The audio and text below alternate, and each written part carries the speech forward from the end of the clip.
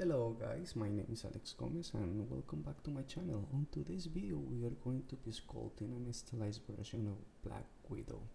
If you're new to this channel and you're interested in 3D art, please subscribe and hit the notification bell so you can be notified when I post a video every Friday. Let's get to it guys. First I started with a base mesh just to save a little bit of time in the blockout process. It doesn't mean that I'm lazy, I just want to save some time in my creative process. You can find some of my base meshes on my Gumroad store, link in the description below. I definitely like to do sculpts from the scratch, which is a good way to practice anatomy and get the right proportions.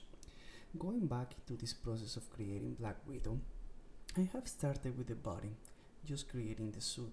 In the process, the technique that I'm using all the way through is to draw a mask with the shape of the parts of the clothes that I want to create. Then I make sure that the thickness in the extract option in the subtool palette is at 0 value.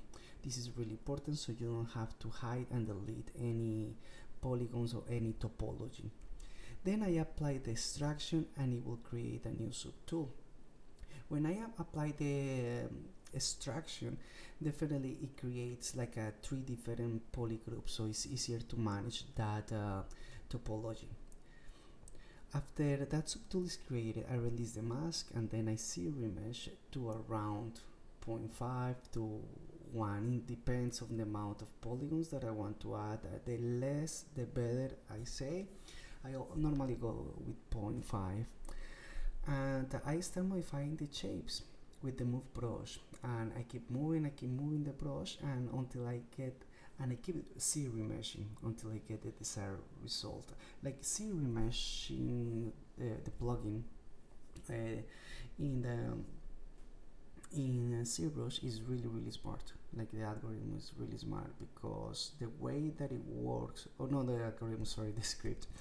The way that it works is kind of like it populates quads in your topology. So if you have anything stretched out, it will populate those quads.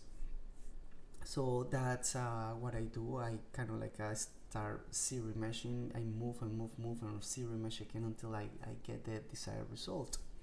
I recreate this process with almost every single piece of cloth.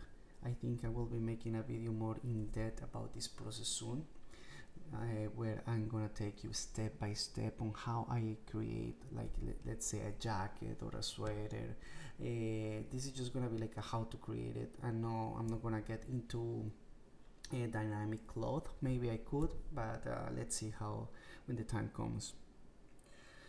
That's something that I want to change to my channel a little bit more. It's more get in depth into more tutorials. I know some of you guys enjoy it a lot, like time-lapse with voiceover, and I do enjoy them, but I want to bring a little bit more value to you guys and more appreciation that you guys are sticking and watching the videos all the way through.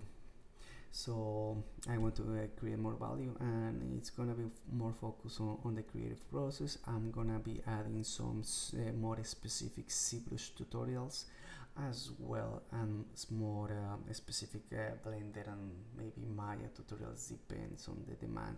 Probably Blender because it's more accessible for more people. Although I definitely enjoy the time lapses, and I watch a lot of time lapses as well, like because sometimes kind of like you discover different techniques when people are creating characters, and just in the time lapse that sometimes it generates the process can generate actual happy accident, I will say.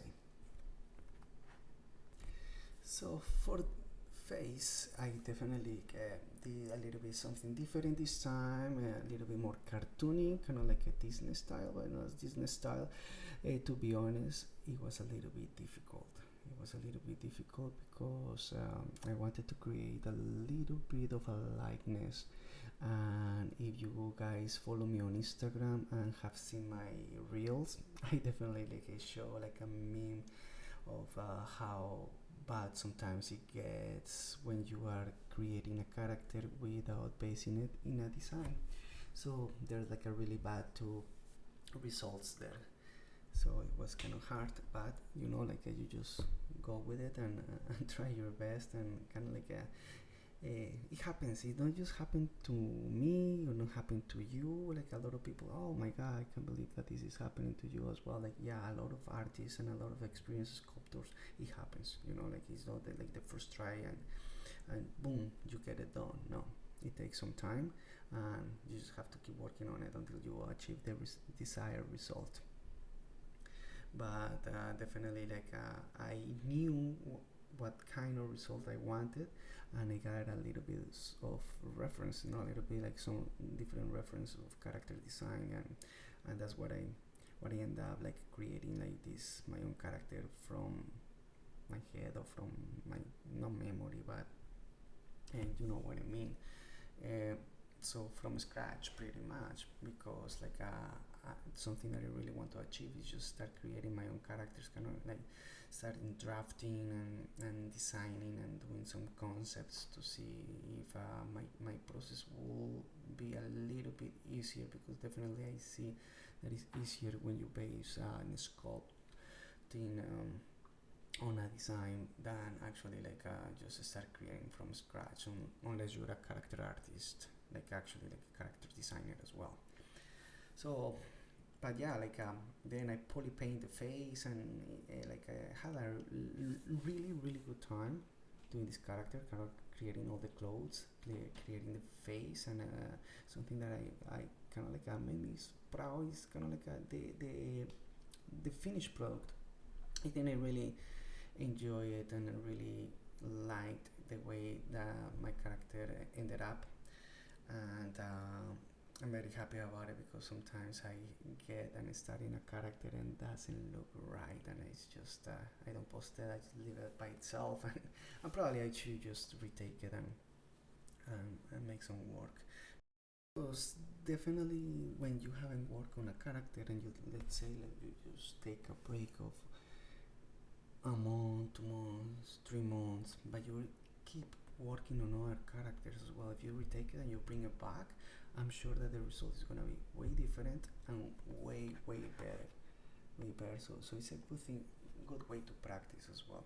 Good way to practice. So yeah, definitely like they're gonna be coming some changes in my channel. I'm gonna focus more on specific tutorials. I'm gonna do some time lapses once in a while, but it's gonna be more tutorial driven, explaining my techniques in Zbrush, and also getting like some blender and lighting and other doing kind of stylized props and characters mostly. So I hope you guys enjoyed this video, and thanks so much for watching. Don't forget to subscribe, give it a like, and see you next weekend. Take care guys, and have an amazing day. Bye.